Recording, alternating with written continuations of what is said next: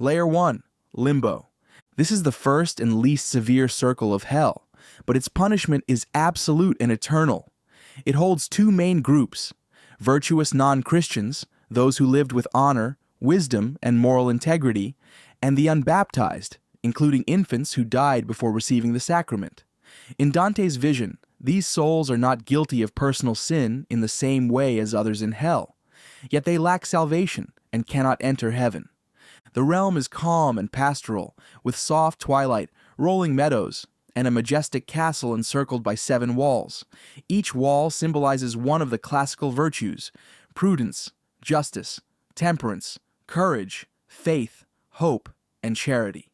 Here dwell history's greatest thinkers, poets, and leaders: Aristotle, Plato, Socrates, Homer, Ovid, whose wisdom shaped civilizations, but who never knew divine grace. There is no physical torment here, no flames, no ice, no scourging winds, but a constant spiritual ache. The souls can see the light of God from afar, but will never touch it. This longing, never satisfied, is their punishment. Time stands still. The grass never fades, the sky never changes, and the air remains motionless. In its beauty lies its cruelty, for nothing will ever progress toward hope. Layer 2. Lust. The second circle marks a sharp descent from the quiet sorrow of limbo into a place of unending turbulence. This is the realm of lust, reserved for those who in life were ruled by desire, allowing passion to override reason, loyalty, and divine law.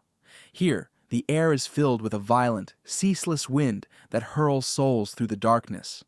They have no control over their movement, just as they once had no control over their impulses. The storm never pauses, symbolizing the restless and chaotic nature of lust. Souls are swept together and torn apart, unable to remain with the object of their longing. Dante encounters historical and legendary figures here: Cleopatra, Helen of Troy, Francesca da Rimini, whose beauty and desires shaped history and tragedy alike. The wind is more than a physical force. It reflects the inner storm of unfulfilled craving. There is no peace, no rest, only constant motion without destination. The sky is dim and chaotic, the air heavy with the mingled sounds of cries and rushing gusts. This punishment strips passion of romance, revealing its raw power to enslave and destroy. Like the warning in Proverbs 6, desire becomes a consuming fire with no end. Layer 3. Gluttony. The third circle is a place of relentless, miserable decay. Here, the gluttonous, those who devoted their lives to excess, are punished beneath a constant, freezing rain. The downpour is filthy, mixed with hail and sleet, soaking the ground into a thick, reeking mire. This foul mud becomes their bed, as the damned lie sprawled and wallow in the waste they once embraced. Gluttony in Dante's vision is broader than overeating. It represents the worship of excess in any form, the endless hunger for pleasure, comfort, or self-indulgence. In this realm, every indulgence has rotted into misery. The air stinks of spoiled feasts, the rain stings like bitterness, and there is no shelter, no warmth, no table of joy. Over them prowls Cerberus, the monstrous 3-headed hound of hell. He tears and claws at the souls, his presence a constant reminder that their appetites now consume them. Each head snarls and drools, representing their inability to find satisfaction. Philippians 3:19 warns of those whose God is their stomach. Here, that warning becomes reality. Indulgence has stripped away every trace of pleasure, leaving only filth, cold, and the endless noise of the storm drowning out their cries. Layer 4. Greed. The fourth circle is a vast, colorless plain lit by a dim, unnatural glow. Here dwell two opposing groups: the misers who hoarded wealth and life, and the squanderers who wasted it recklessly. Both are condemned to the same endless labor, pushing enormous, stone-like weights in opposite directions. When the two lines collide, they clash violently, shouting accusations at one another, then turn and repeat the cycle forever. The weights symbolize the burdens created by greed. For the hoarders, treasure became a chain they clung to. For the squanderers, it was a resource they carelessly destroyed. Neither found balance, and both are now trapped in a pointless contest that achieves nothing. The clanging of stone echoes endlessly across the barren expanse, a hollow rhythm marking time without progress.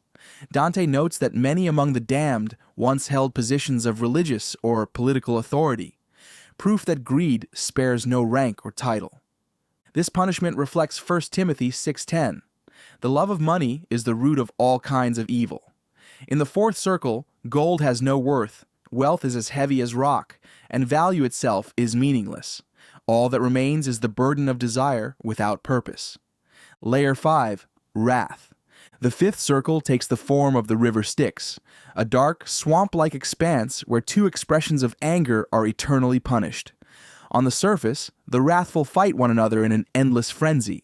They claw, bite, and strike with no hope of victory or release, their faces twisted in permanent rage.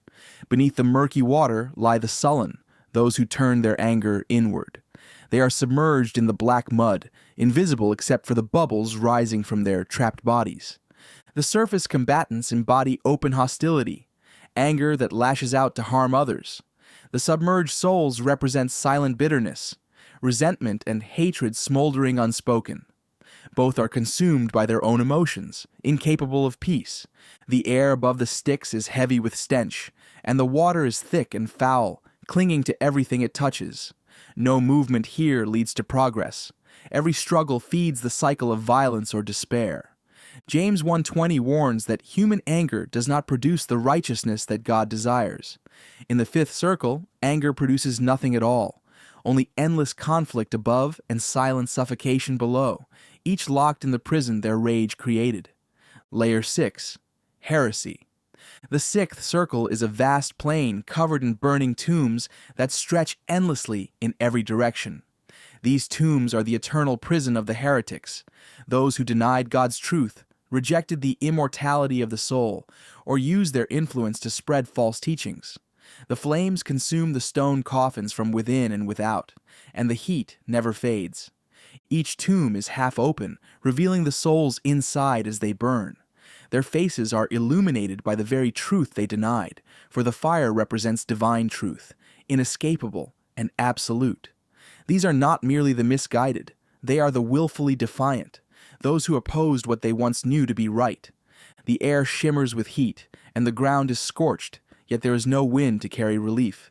Each flicker of flame is both punishment and reminder, a constant echo of the damage they caused through their rejection of the divine. 2 Peter 2:1 warns of false teachers who bring destruction upon themselves. In the sixth circle, that destruction is unending. The tombs never close, ensuring that every soul is exposed to the fire, the light, and the truth they once sought to extinguish. Layer 7, Violence. The seventh circle is divided into 3 distinct rings, each punishing a different form of violence. In the outer ring are those who committed violence against others, murderers, tyrants, warlords. They are submerged in a river of boiling blood, the depth determined by the scale of their crimes. Centaurs patrol the banks, armed with bows and arrows, ready to shoot any soul that tries to rise above its assigned level. The middle ring holds those who committed violence against themselves, suicides and self-destroyers. They are transformed into twisted, thorn-covered trees, stripped of human form. Harpies, half woman and half bird, nest in their branches, tearing at their bark and feeding on their leaves. When the trees are damaged, they bleed and speak, expressing the pain of their former lives. The inner ring punishes violence against God, nature, and art, blasphemers, sodomites, and usurers. Here, souls wander a burning desert under a rain of fire. The sand sears their feet, and the flames scorch them from above without pause. Genesis 9:6 states, "Whoever sheds human blood, by humans shall their blood be shed." In this circle, every punishment is an exact inversion of the sin. The blood spilled becomes a prison, the body destroyed becomes a curse, and defiance becomes a torment written into the very landscape. Layer 8, Fraud. The eighth circle, called Malbolge, evil ditches, is a massive descending stone pit divided into 10 concentric trenches, each punishing a specific form of deceit. In the first trench, panderers and seducers are driven in endless lines, whipped by horned demons. The second trench holds flatterers, immersed in a river of human filth symbolic of their false words. The third contains simoniacs, those who sold sacred things, buried head first in stone holes, their feet engulfed in flames. In the fourth trench, sorcerers and false prophets have their heads twisted backward, forced to walk blind into the future they once claimed to see. The fifth punishes corrupt politicians, who boil in thick black pitch while demons hook and drag them under. In the sixth, hypocrites wear gilded cloaks lined with crushing lead. The seventh holds thieves, bitten by serpents and burned to ash, only to be painfully reformed and attacked again. The eighth trench burns false counselors inside single flames. The ninth tears apart sowers of discord, whose wounds heal only to be reopened. The 10th inflicts disease and madness on counterfeiters in choking darkness.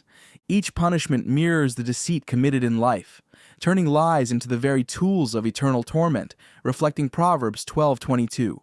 The Lord detests lying lips. Layer 9. Treachery.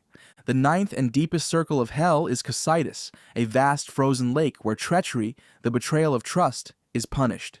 Unlike the fire and chaos of the upper circles, this realm is utterly still, stripped of warmth and light. The deeper the betrayal, the deeper the ice in which the soul is trapped. Cocytus is divided into 4 regions. Caina holds those who betrayed family, their bodies frozen up to the neck.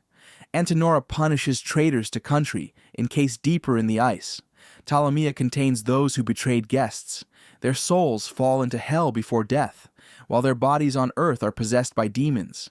Judeca is for traitors to lords and benefactors, completely sealed in the ice, unable to move or even lower their gaze. At the center stands Satan himself, waist-deep in the ice. His 3 faces eternally chew Judas Iscariot, Brutus, and Cassius, the ultimate betrayers of Christ and Caesar. His vast wings beat a freezing wind that ensures the lake will never thaw. Here, tears freeze to the damned faces before they can fall, sealing them into silence. The cold reflects the calculated, loveless nature of betrayal, passionless, deliberate, and final, the furthest point from God's light.